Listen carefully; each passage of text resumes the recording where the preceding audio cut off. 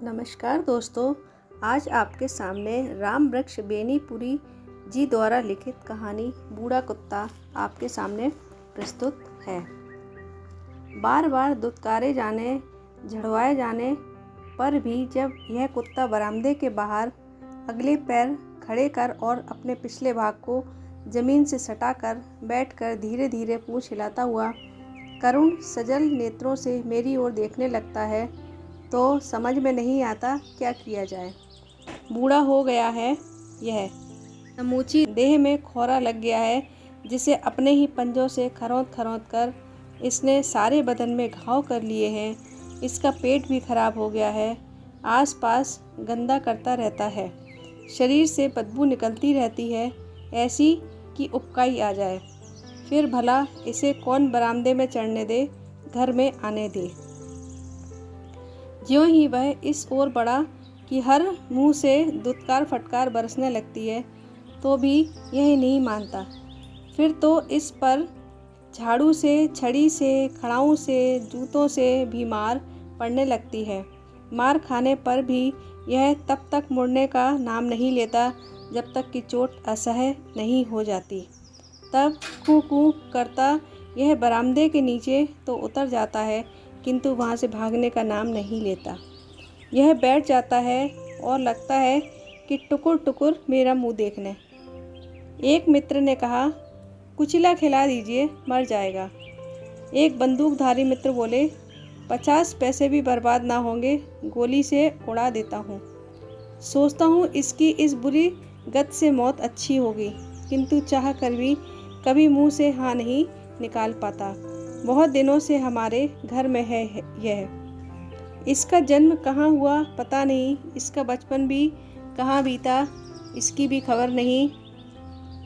एक दिन गर्मी की दोपहरिया में एक मोटा ताज़ा पिल्ला मेरे घर में न जाने कब घुस आया और खाट के नीचे लेट गया।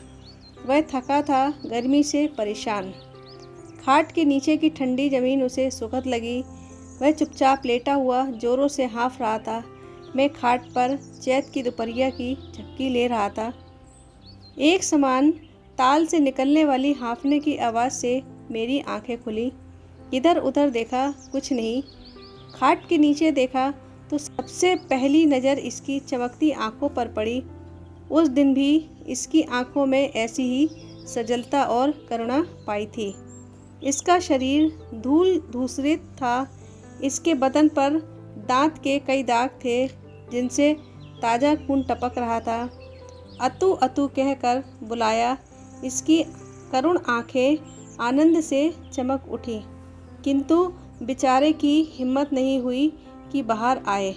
मैं जाकर थोड़ा दही भात ले आया और खाट के नीचे ही रख दिया।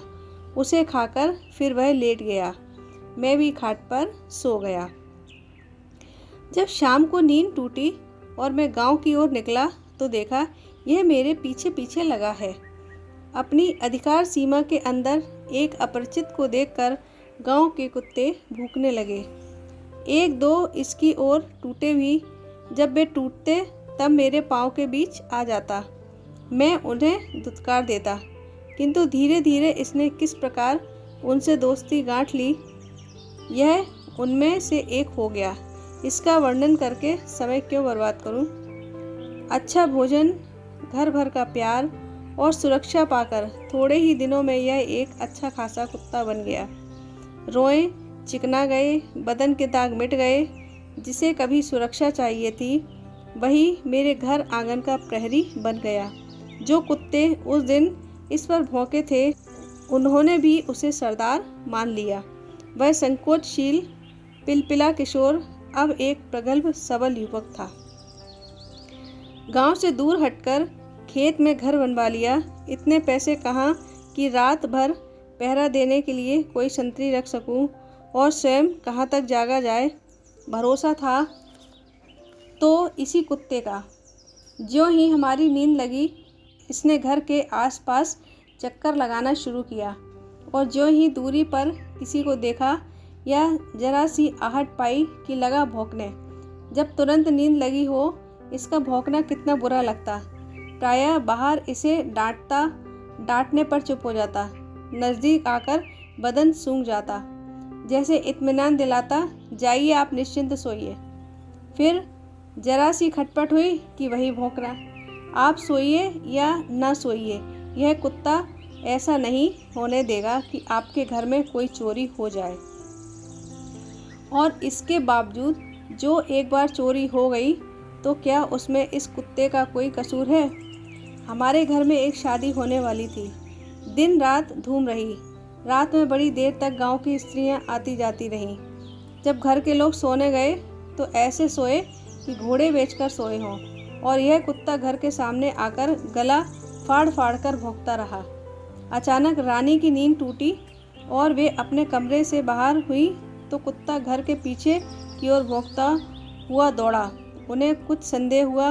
वे लोगों को जगाने लगी, शोर करने लगी। जब रोशनी की गई, देखा गया घर में सेंध है, कुछ चीज़ें चली गई हैं, किंतु इस कुत्ते ने ही बचा लिया, नहीं तो उस दिन सर्वनाश ही हो गया होता। दिन में देखा, चोरों ने कई बार कुत्ते पर आक्रमण किया था। एक बरछा तो ऐसा लगा था कि कहीं यह कतरिया न गया होता तो उस दिन इसका 12 न्यारा ही हो गया होता।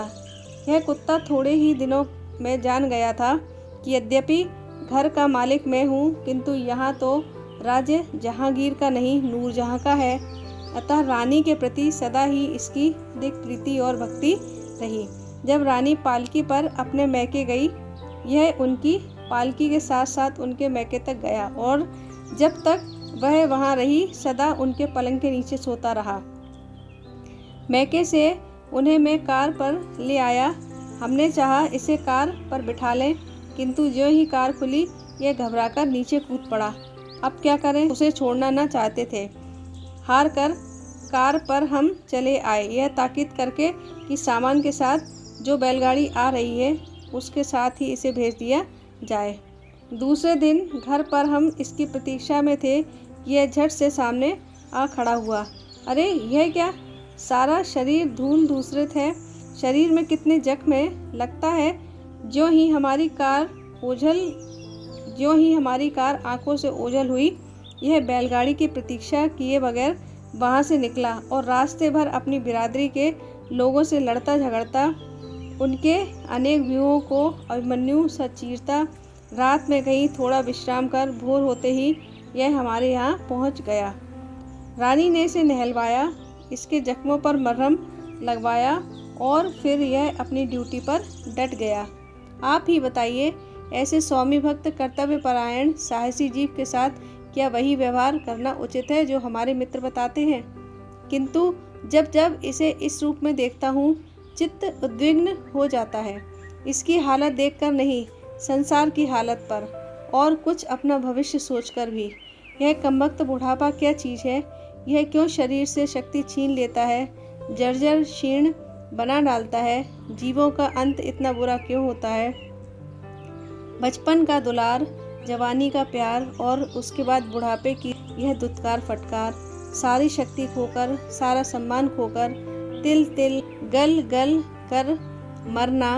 विधाता, यह तुम्हारा कैसा विधान है? दोस्तों, अगर ये कहानी आपको पसंद आई हो तो वीडियो को लाइक व शेयर कीजिए और मेरे चैनल को सब्सक्राइब कीजिए। धन्यवाद।